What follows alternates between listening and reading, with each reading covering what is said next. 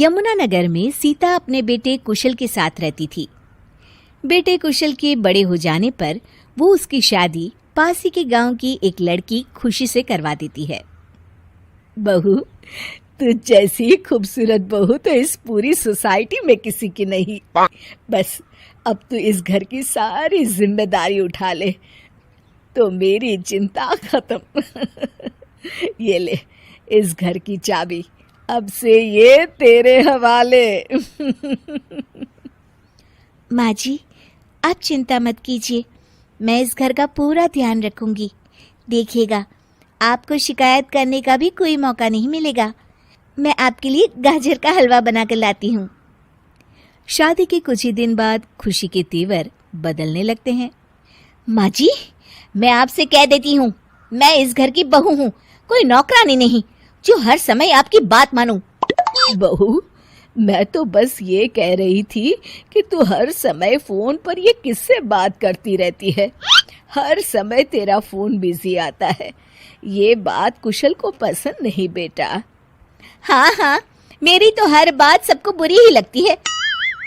अब शादी को कई महीने बीत चुके हैं, मगर खुशी कभी भी खुश नहीं रह पाती और वो अपने पति और सास से भी हमेशा झगड़ती रहती है।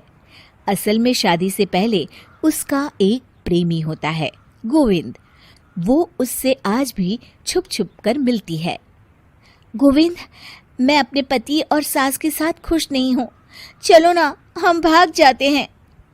तुम एक काम करो, घर से सारा कीमती सामान ले आओ, उसके बाद मौका देखकर हम भाग जाएंगे।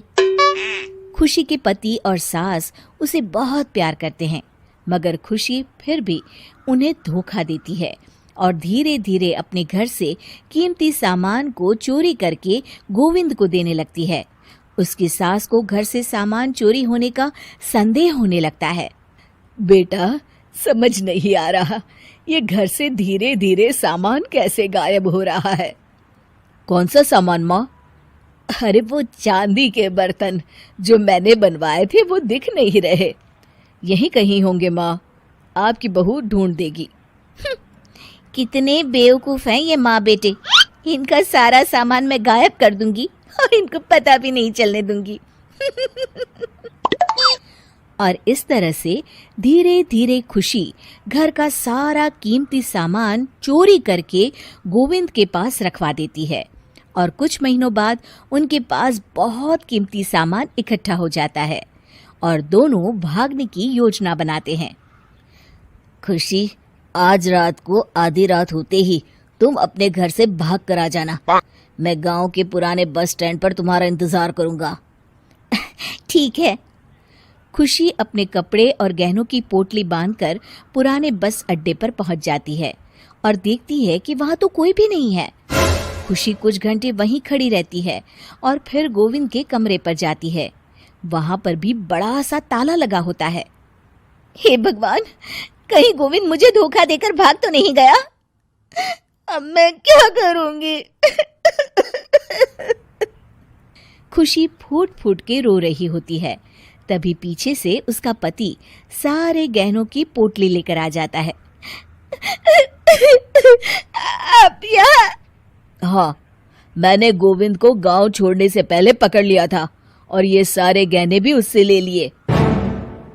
आपको सब पता था कि मैं आपको और माँ जी को धोखा दे रही थी?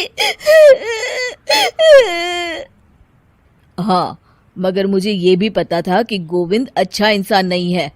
अगर मैं तुमको समझाता तो तुम कभी नहीं समझ पाती, इसलिए मैं चाहता था कि तुम्हारी आंखें खुद खुले। मुझे माफ कर दीजिए। कोई बात नहीं खुशी, मगर हमेशा ये याद रखना कि तुम्हारे अपने कभी भी तुम्हें धोखा नहीं देंगे। माँ और मैं तुम्हें बहुत प्यार करते हैं और हम दोनों चाहते हैं कि खुशी खुशी खुशी हमारे घर रहे, क्योंकि तुम ही तो हमारी खुशी हो।